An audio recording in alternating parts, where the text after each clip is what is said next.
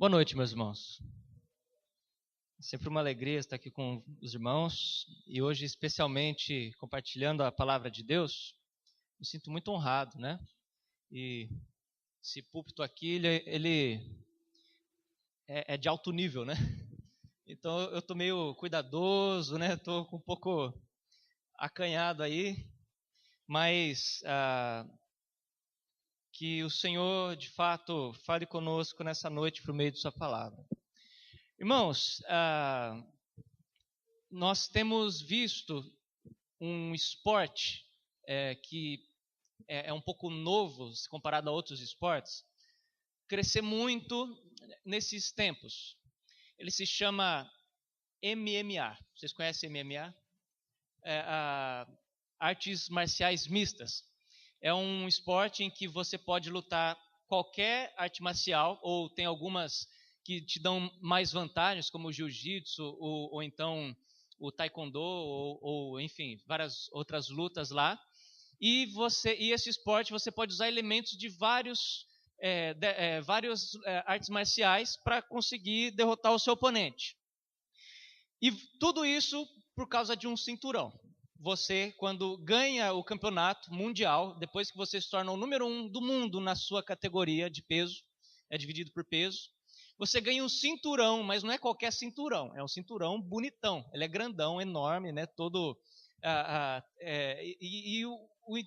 ideia do cinturão não é o peso dele em ouro, não é o seu valor em si, mas é aquilo que ele transmite. Aquele cinturão significa que você é o melhor do mundo nesse peso, né? Mas isso não tem nada de novo, isso é muito antigo. Os gregos antigos faziam isso, né? Tinham lutas, tinham campeonatos de luta naquela época, na cultura grego-romana, né? Eles faziam uma luta que hoje em dia é muito parecida com wrestling. Não sei qual de vocês gosta dessas coisas, mas você tinha que dominar o seu oponente, e aí você treinava, você ganhava peso, você perdia peso, você praticava todos os dias, e tudo isso no final ganhar uma coroa de louro. Já viu já viu uma coroa de louro? Já viu? Ela é colocada na sua cabeça, é um raminho com umas folhinhas, mas a ideia não é o valor da folha em si, mas é o que ela representa. Ela representava que você era o melhor do mundo naquela modalidade, na sua categoria. Irmãos, vocês sabiam que existe uma luta que eu e você precisamos fazer, e no final dessa luta nós receberemos um prêmio? Na verdade, aqueles que chegam até o final vitoriosos dessa luta serão glorificados por Deus, serão aplaudidos. A palavra usada no texto bíblico se parece muito com aquela imagem de alguém que vence o campeonato mundial e as pessoas aplaudem e recebem aquele prêmio. Este combate, ele é explicado pelo nosso irmão Paulo na segunda carta a Timóteo. Luta qual eu e você fazemos parte também. Vamos abrir a sua Bíblia, as nossas Bíblias, na segunda carta de Paulo a Timóteo, capítulo 4, versículos de 1 a 8. Segundo a Timóteo, capítulo 4, versículos de 1 a 8.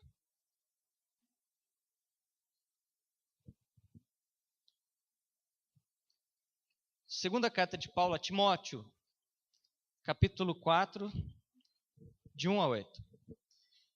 Diz assim o texto bíblico, eu vou ler na versão revista e atualizada. Conjuro-te perante Deus e Cristo Jesus, que há de julgar vivos e mortos pela sua manifestação e pelo seu reino. Prega a palavra, insta, quer seja oportuno, quer não, corrige, repreende, exorta com toda longanimidade e doutrina, pois haverá tempo em que não suportarão a sã doutrina. Pelo contrário, cercar-se-ão de mestres segundo as suas próprias cobiças, como que sentindo coceira nos ouvidos, e se recusarão a dar ouvidos à verdade, entregando-se a fábulas.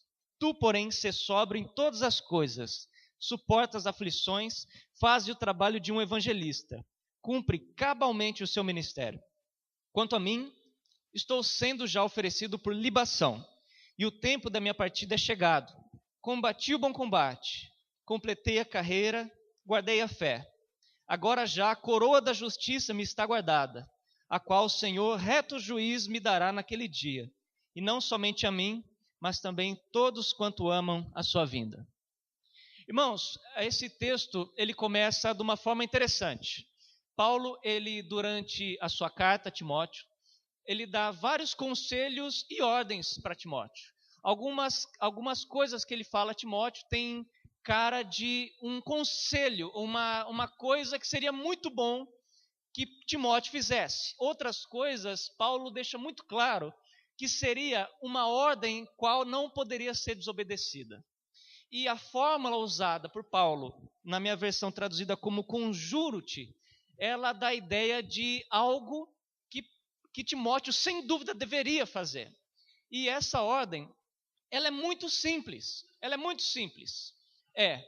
Pregue a palavra. Essa ordem foi dada a Timóteo e ela deve ser obedecida por nós também. Hoje nós veremos as duas últimas ordens de um obreiro veterano para o seu vocacionado novato.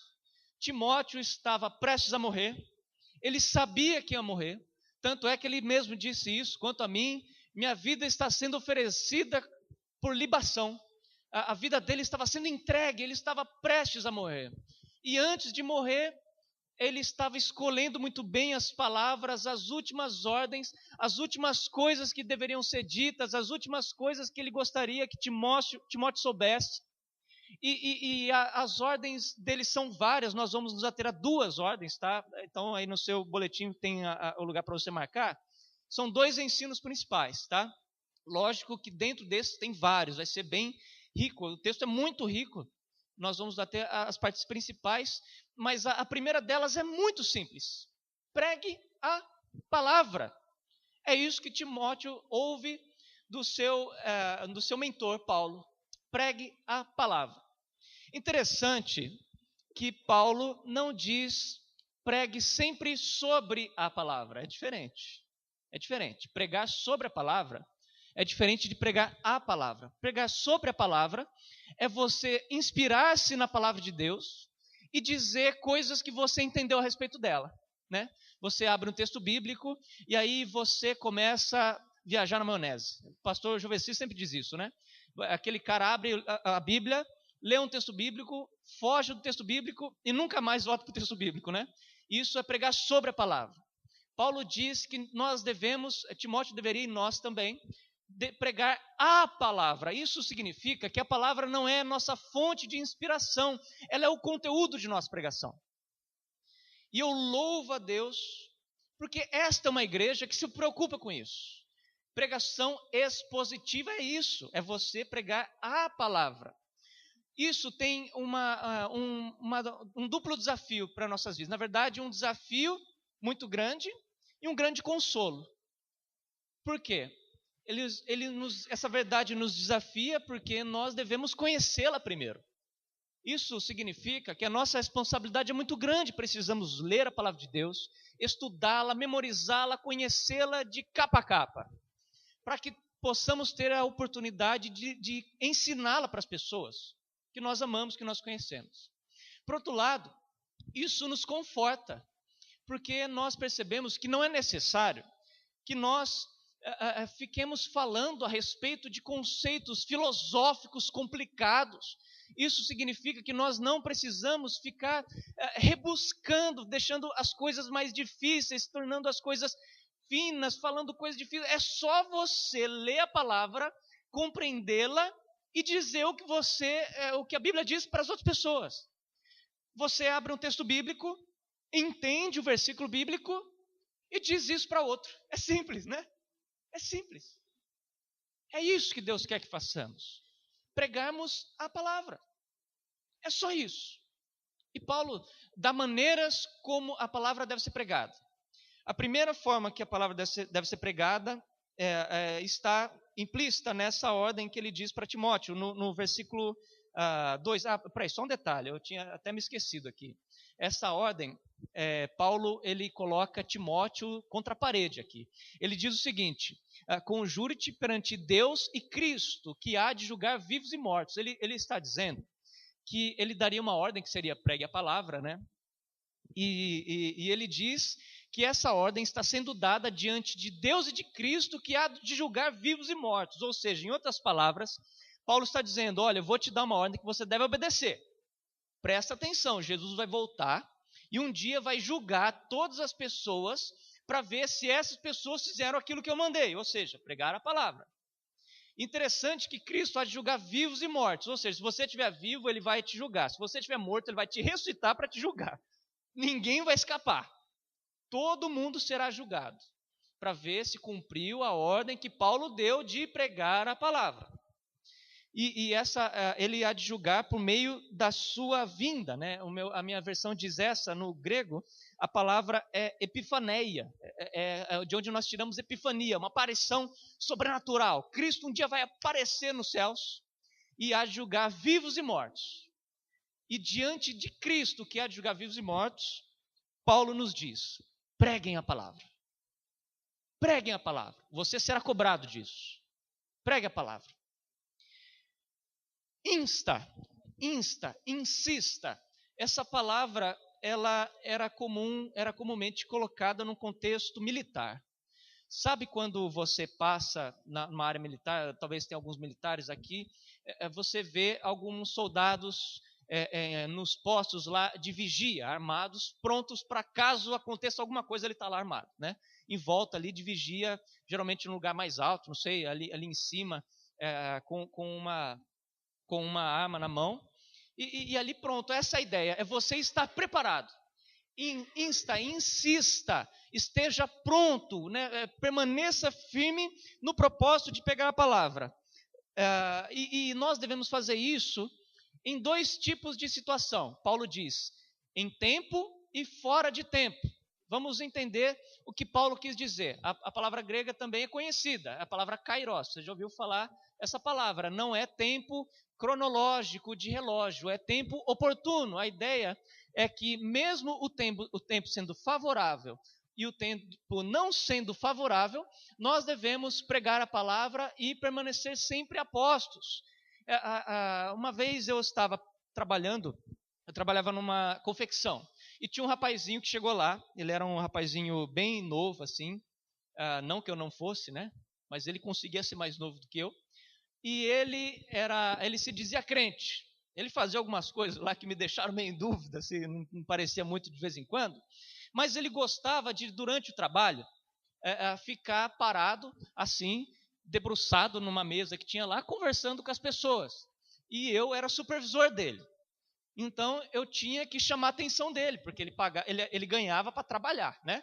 E aí eu chegava, via ele estava assim, batendo papo lá com o pessoal, e eu chegava para ele e falava: fulano, vai trabalhar, cara, olha lá, a sua mesa está parada, você tem que buscar, você tem que estender o pano lá. A gente estendia pano, não sei se vocês já viram como que funciona as coisas, a gente fazia capa de sofá, cortina, e ele ficava assim: André, calma aí, eu estou pregando o evangelho aqui. Eu falei: pregue o evangelho na hora do seu almoço, agora você ganha para trabalhar. Ele falou assim: André, a Bíblia diz que nós temos que pregar em tempo e fora de tempo. Agora não é tempo de pregar, mas nós temos que pregar em tempo e fora de tempo. Eu falei: você parado aí está sendo um mentiroso, porque o patrão seu está pagando você, acreditando que você está usando esse tempo para trabalhar. Não adianta nada pregar o evangelho se você é um mentiroso. Ele falou assim: a Bíblia diz que todos que pregam a palavra de Deus serão perseguidos. Não era nem isso que a Bíblia fala, né? Todos que decidem viver piedosamente, né? Ele fala, a Bíblia diz, ele me disse isso, a Bíblia diz que todos os que pregam a palavra de Deus serão perseguidos. E eu sempre esperei de fato sofrer perseguição, mas eu não esperava que fosse de você que se diz crente. Virou as costas e foi embora trabalhar. Se sentindo assim, né? Naquela hora, eu como supervisor dele, né? E como um crente no Senhor Jesus Cristo, me senti... Tirou um texto totalmente fora do contexto. Irmãos, o que quer dizer então? Será que nós devemos usar todo momento para pregar a palavra? Posso pregar a palavra durante o trabalho? Devo pregar. Mas não é isso que o texto quer dizer. O texto está dizendo, pregue a palavra, quer seja oportuno, quer não. Kairós e akairós, o momento propício e o momento não propício. Exorta com toda longanimidade e doutrina, pois haverá tempo em que não suportarão a sã doutrina. Paulo está dizendo que haverá um tempo mais para frente, vai chegar um momento que as pessoas não suportarão mais a sã doutrina. Antes, se cercarão de falsos mestres, de conselheiros, de pastores, de pessoas as quais, de amigos até, de acordo com as suas próprias cobiças. O que isso significa? Você tem uma situação que você precisa decidir na sua vida. E você quer se aconselhar a respeito disso. Por exemplo, você jovem quer namorar uma pessoa da sua faculdade. Mas essa pessoa não conhece o Senhor Jesus Cristo. Essa pessoa é um incrédulo, né? A menininha quer namorar o rapaz, ou o menininho quer namorar a menininha, e que não anda nos caminhos do Senhor. Você quer se aconselhar a respeito disso. Quem você vai procurar para te dar conselhos? Pastor Joveci? Pastor Joveci? Eu acho que não. Sabe quem você vai querer procurar? Aquela pessoa na sua escola ali, que você sabe que vai concordar com você. E aí, você não vai procurar uma pessoa. Você vai procurar 2, 3, 4 pessoas. Na verdade, você vai se cercar dessas pessoas, de acordo com as suas próprias cobiças.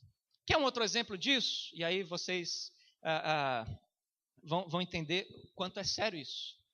Seu casamento não está legal. Você tem passado por lutas muito grandes. E aí você está pensando em se divorciar. O que você faz? Você vai procurar uma pessoa que você sabe que vai falar algo contra o que você quer? Ou você vai se cercar de mestres, de pastores, de amigos, conselheiros, de acordo com a sua própria cobiça? Paulo está dizendo que haverá uma época em que pessoas se cercarão de falsos mestres de acordo com a própria cobiça. Ou seja, haverá uma época em que as pessoas não suportarão a sã doutrina. E nós devemos pregar a palavra nessa época e nas outras, quando for fácil e quando for difícil, as pessoas suportando ou não, em todas essas eras, essas épocas da sociedade, nós precisamos pregar a palavra. Nós precisamos nos perguntar nesse momento, né? Nós temos pregado a palavra? Nós somos desses que estão sendo chamados para pregar a palavra? Ou nós nos enquadramos nestes que se cercam de falsos mestres de acordo com as nossas cobiças? Irmãos, a palavra de Deus, ela é a única resposta. Ela é a única coisa que pode, de fato, causar transformação na vida da pessoa. Porque a palavra de Deus, ela é viva e eficaz, útil para ensino, correção, repreensão, educação na justiça, a fim de que o homem de Deus seja perfeito e perfeitamente capacitado para toda boa obra. 2 Timóteo 3,16. Paulo disse isso já, capítulo 3. Estamos lendo o capítulo 4, ele tinha acabado de falar isso. Timóteo sabia que a única resposta possível para a transformação do homem, para a educação do homem, para a repreensão, para a correção, ela vem da palavra de Deus. Por isso, nós devemos pregar a palavra de Deus. Paulo diz isso para Timóteo. Ele diz a respeito dessas pessoas e faz um contraste com ele. Ele diz, tu, porém, versículo 5, tu, porém, ou seja, ao contrário dessas pessoas, você deve ser sóbrio em todas as coisas. Sóbrio é exatamente, literalmente, o contrário de bêbado. É alguém que tem capacidade de raciocínio. É alguém que consegue raciocinar de forma correta, de forma clara. Isso é alguém sóbrio. Nós devemos ser assim, nós não podemos nos deixar embebedar pelas falsas doutrinas, nós não podemos nos deixar embebedar por nossas próprias cobiças. Devemos sempre recorrer à palavra de Deus. E ao fazer isso, nós devemos fazer então duas coisas. Paulo diz: tu, porém, ser sóbrio em todas as coisas, suporta as aflições, faze o trabalho de um evangelista, cumpra cabalmente o teu ministério. Suportar as aflições naquela época é muito interessante isso. Suportar as aflições eu sou péssimo, né? Eu arrumo umas coisas assim, enfim, eu estou aprendendo, então um dia eu chego lá. Eles viviam na época do domínio romano, e em pouco tempo Nero iniciaria uma perseguição muito severa para com os cristãos, muito severa, a ponto de fazer com que os cristãos fossem empalados e levantados, e pondo fogo nos cristãos, eles usavam seus corpos para iluminarem as estradas. Uma perseguição muito severa.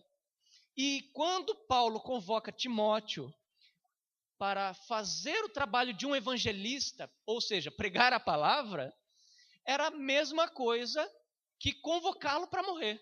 Ele mesmo estava sendo morto. Ele mesmo estava prestes a morrer. Então, aqui está o nosso chamado. Venha, participe comigo do meu sofrimento, Paulo disse isso para Timóteo e para nós. Nós somos chamados a vir após Cristo e imitá-lo em tudo que ele fez. Cristo disse que da mesma forma que o Pai o enviou, ele nos envia. Lá no capítulo 17 de João. Nós fomos enviados para este mundo da mesma forma e pelos mesmos motivos que Cristo foi enviado para o mundo. Cristo foi enviado para a salvação do mundo, para sofrer, para se entregar e para morrer em favor desse mundo. E essa é a obrigação minha e sua, pregar a palavra. E pregar a palavra até as últimas consequências. Irmãos, devemos cumprir cabalmente o nosso ministério. Cumprir cabalmente o nosso ministério é fazer isso até as últimas consequências. Paulo, ele faz um convite, ele dá uma ordem muito séria para Timóteo. Uma ordem que, se obedecida, certamente o levaria até sua morte. Talvez uma morte severa. Talvez uma morte cruel.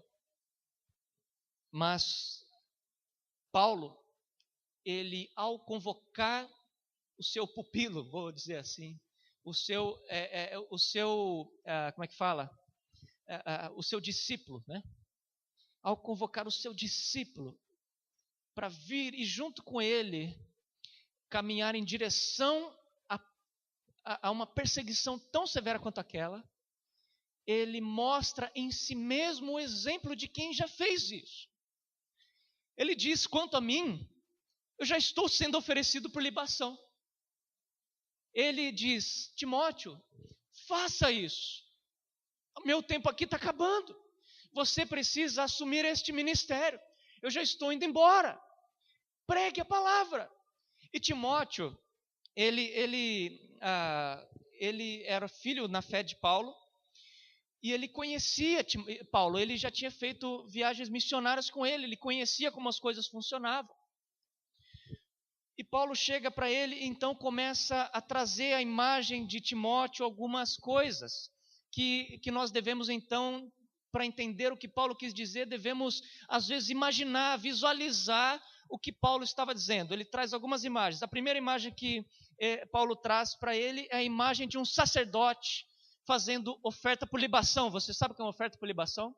Eles traziam uma bebida, que era, você levava, né, as pessoas lá levavam até o sacerdote uma bebida, e essa bebida era derramada em cima do altar como uma oferta a Deus. E Paulo diz: a minha vida está sendo oferecida como libação. Ele está dizendo que a vida dele já estava sendo derramada ali sobre o altar de Deus, sendo entregue. Já começou o processo. Ele hoje estava mais morto do que ontem, está entendendo? A vida dele está indo, está indo embora. E o momento vai acabar por final. Paulo diz que o processo já começou. E ele diz também no versículo 6 que o tempo da minha partida é chegado. E aqui tem uma coisa interessante, porque essa palavra partida não está no grego, tá? Ela foi traduzida no português, colocaram partida, no grego está literalmente o tempo da minha desatação de nós é chegado. Paulo traz outra imagem aqui, a imagem de um porto, de um navio. Eu já trabalhei por 3 anos lá no Pará, 2 desses eu trabalhei numa comunidade ribeirinha, e nós precisamos pegar um barco para chegar numa cidade lá no porto do Ver o Peso, né? Alguém conhece Ver o Peso aqui já? Levanta a mão aí. Bem legal, né? Lá eu pegava barco para ir lá para Barcarena, lá nos Foquinhas. Eu não sei se você conhece lá, o Foquinha é aquele barco, cabe umas 70 pessoas ali, e eles ficam ali na frente do barco, na frente no porto, atracado, amarrado ali por 2 amarras ali no caso, porque não é tão grande, esses navios grandes têm muitas amarras, né? E eles ficam gritando o destino do barco ali. Você passa lá, eles ficam gritando, Barcarena, Barcarena, bora, bora, bora, Barcarena, vai sair, bora, bora. E você está passando ali, eles ficam gritando. E eu achei uma coisa muito engraçada, que eles ficavam gritando lá, Barcarena, Barcarena, Barcarena. E quando chega em Barcarena, eles gritam, Belém, Belém, Belém, Belém, porque vai voltar para Belém, né? Eu achava isso muito engraçado. E aí, quando está dando a hora de ir embora, eles começam a desatar os nós do barco. Eles começam a preparar o barco, porque está chegando a hora de ir embora. Paulo diz que o momento da sua partida é chegado. Está chegando a hora. Daqui a pouco, o meu barquinho vai embora. Né? Ele traz a imagem de um barco atracado no posto. No posto não, no porto. Né? E a conclusão da sua vida, que está acabando, está lá no versículo 7. Combati o bom combate. Completei a carreira e guardei a fé. 3. Combati o bom combate. E esse combate não é um combate militar. Paulo usa uma palavra, como eu posso dizer, uma palavra, é uma luta de competição, é um combate que acontecia nas arenas, era um combate de alguém que não luta pela vida, é o combate de um atleta. Os irmãos estão entendendo isso? Ele está trazendo esta imagem. Ele está dizendo, o que é um combate? O cara vai lá, se prepara, ele ganha peso, perde peso, e toda a sua alimentação está em favor daquilo.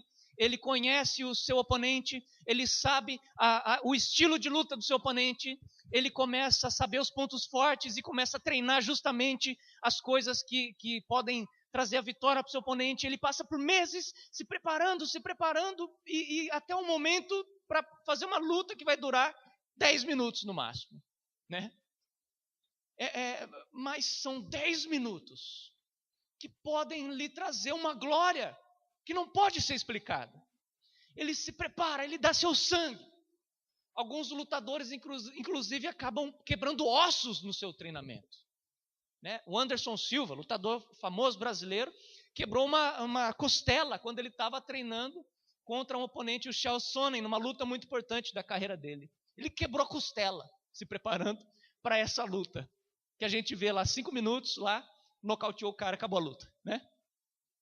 E aí Paulo, ele traz essa imagem. Isso nos diz que esse bom combate, ele é lutado com esse preparo.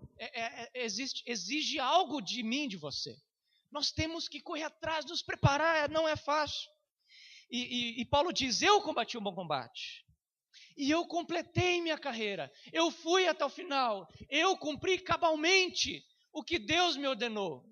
Até as últimas consequências eu preguei a palavra. E eu guardei a minha fé. Olha que interessante. Paulo guardou a fé.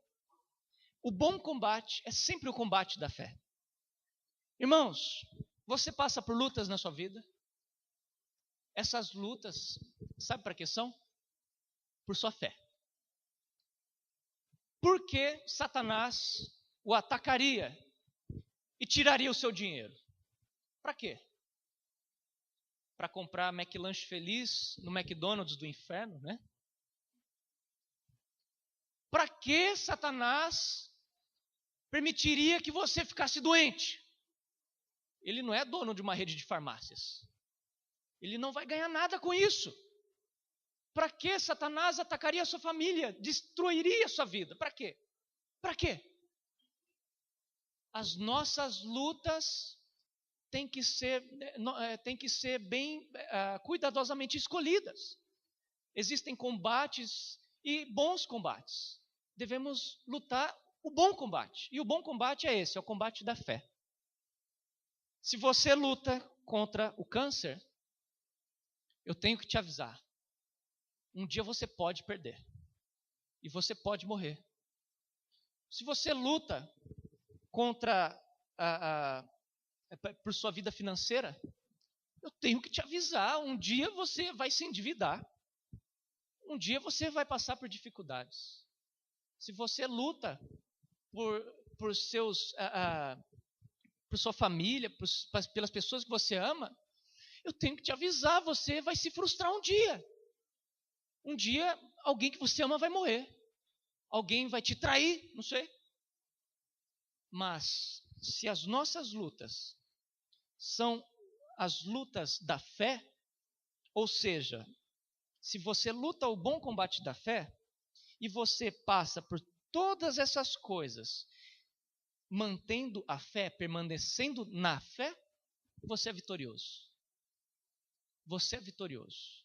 Isso significa que você e eu, como crentes no Senhor Jesus Cristo, pelo poder do Espírito Santo, podemos viver uma vida inteira sem sofrer nenhuma derrota. Olha, você ser vitorioso porque você está lutando o bom combate.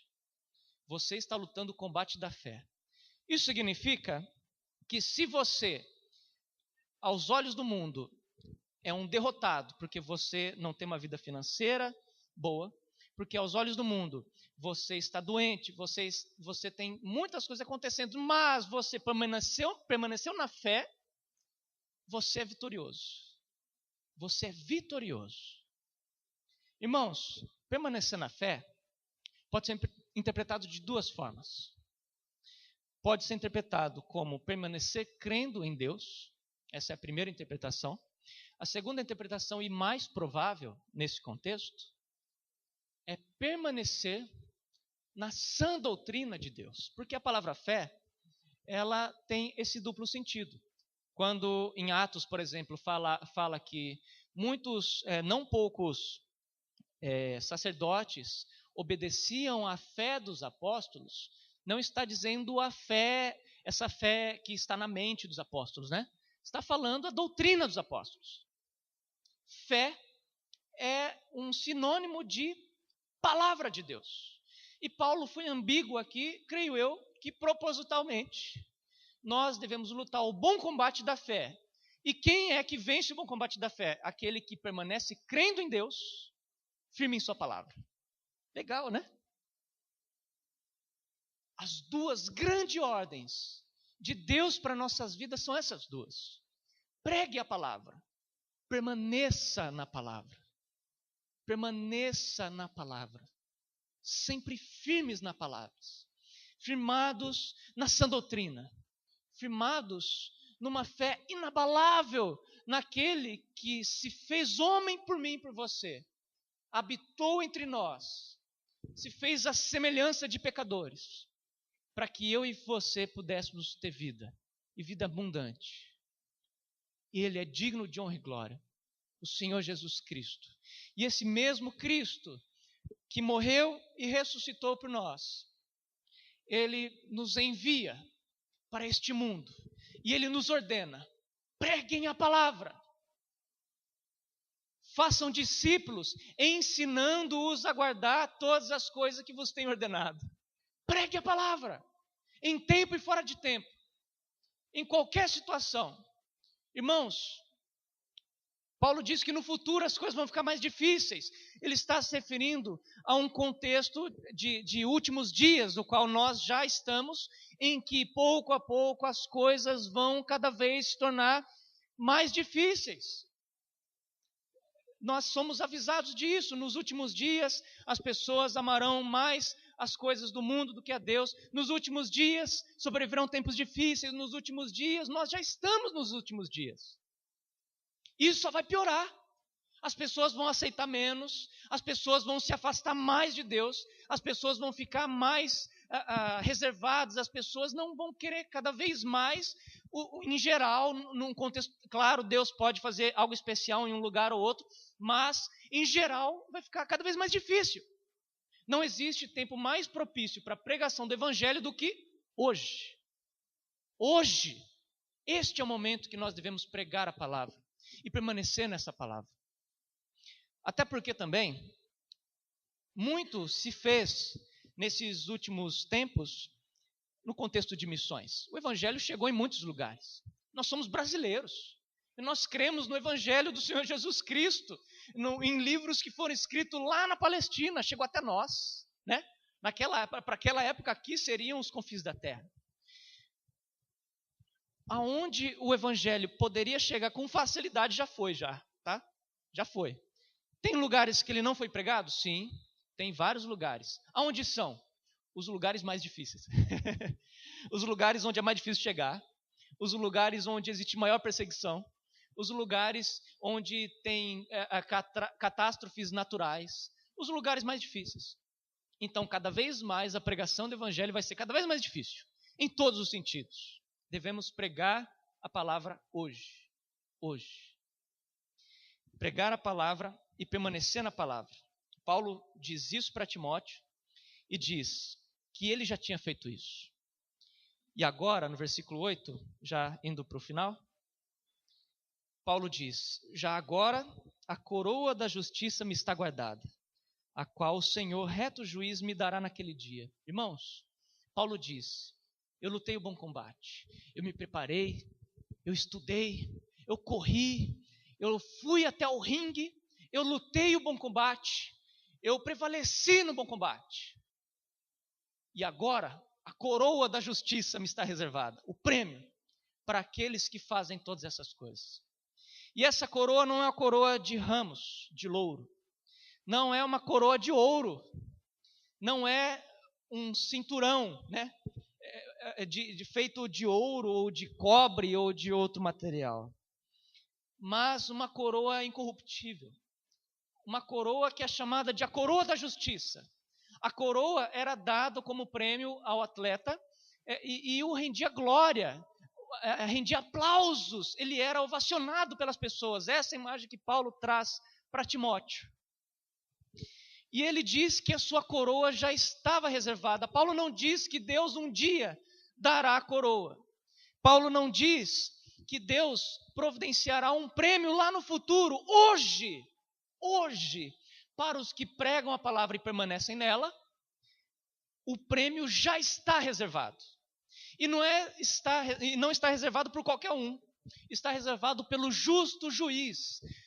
Isso significa que por ser um juiz justo, Deus não deixará passar nada que não seja devidamente recompensado. Olha que interessante.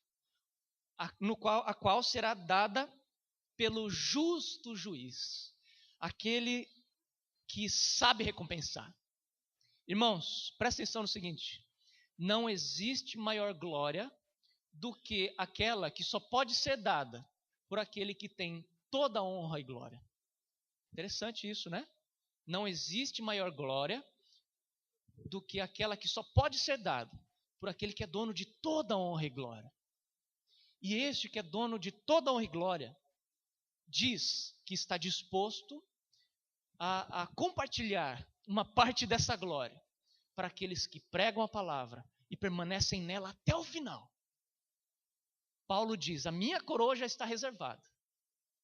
Não é aquela coroa, a gente costuma até dizer isso, né?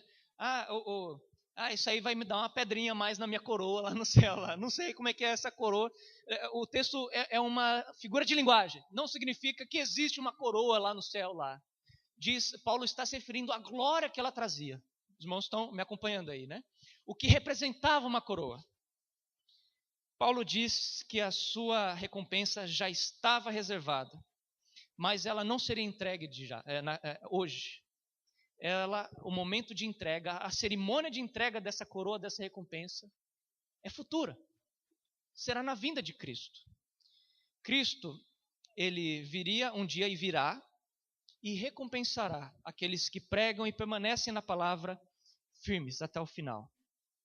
E Paulo diz isso com muita clareza quando ele fala não somente a mim, mas todos quanto amam a sua vinda. Paulo diz que existe um tipo de pessoa que trabalha, que prega a palavra, que permanece nela, e essas pessoas aguardam ansiosamente pela sua vinda, porque sabe que é um momento de recompensa, porque sabem que é um momento de glória. Irmãos, a palavra falada aqui no versículo 8, quando fala que mas todos quanto amam a sua vinda, é a palavra grega epifaneia. Lembram de epifaneia? Nós tiramos a palavra epifania. Paulo começa no primeiro versículo falando a respeito da vinda de Cristo, e ele termina a sua linha de pensamento no versículo 8, falando a respeito da vinda de Cristo. Só que cada uma ele usa uma abordagem diferente. A primeira vez que Paulo cita essa palavra, vinda de Cristo, ele usa essa palavra de forma negativa. Ele diz: conjuro-te perante Deus e Cristo, que há de julgar vivos e mortos por meio de sua manifestação e sua vinda. Paulo diz que Cristo virá para julgar de forma negativa aqueles que desobedecem essa ordem clara de pregar e permanecer na palavra. Ele joga Timóteo contra a parede e usa a manifestação de Cristo como uma forma de cobrá-lo. Olha, você vai ser julgado, você deve obedecer, porque um dia você será julgado e Cristo vai ver se você cumpriu isso que eu disse ou não. E ele termina usando a mesmíssima palavra, se referindo à vinda de Cristo, só que de uma forma positiva, uma forma de recompensa. Ele diz a respeito dessas pessoas que pregam e permanecem na palavra e ansiosamente aguardam a vinda de Cristo, para que recebam as recompensas devidas, sabendo que cada lágrima derramada, cada esforço feito, tudo aquilo que você e eu fizermos, enquanto pregarmos a palavra e permanecemos nela, será recompensado, porque este é um justo juiz, e não deixa passar nada. Por isso aguardamos ansiosamente a sua vinda, por isso nós amamos a sua vinda, nós queremos que ele venha logo. Irmãos, qual dos dois é você? Qual dos dois é você? Você está pronto para a vinda de Cristo? Você é do tipo que tem medo dela, porque você sabe que não tem feito a sua parte? Ou você ama estudar teologia, você ama estudar escatologia, você aguarda ansiosamente, você chora, clamando ao Senhor, Maranata, venha logo, vem, porque eu quero, estou ansioso, porque eu sei que esse será um dia de alegria. Irmãos, a vinda de Cristo tem esses dois lados, dia de alegria e dia de tristeza. Interessante que Paulo não está falando de salvação aqui, ele está falando de galardão, são duas coisas diferentes. Não está falando de perda de salvação, não está falando nada disso. Ele está dizendo que alguns, mesmo ele está falando do tribunal do Cordeiro, quando nós seremos recompensados por aquilo que fizemos. Já somos salvos, mas o tamanho da nossa glória, olha que coisa interessante, é proporcional ao quanto nós pregamos a palavra e permanecemos nela. Irmãos, eu espero que Deus coloque no seu coração uma ansiedade muito grande sobre a vinda de Cristo. Eu espero que Deus coloque no seu coração um amor muito grande pela palavra de Deus. Que você leia, que você se debruce sobre a palavra de Deus. Que você tenha uma sede insaciável, uma fome que nunca vai acabar. Que você comece a ler e não consiga parar. Que você consiga citá-la de cor. Que você faça das palavras do salmista suas palavras, quando diz que ela é mais doce que o mel.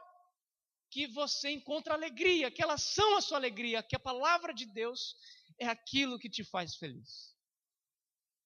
Que você leia, compreenda a palavra com a ajuda do Espírito Santo. Que você sempre venha aqui para ouvir a palavra, que você leia livros que digam a respeito da palavra, que você escute a Bíblia falada todos os dias, que ela seja você e você seja a palavra.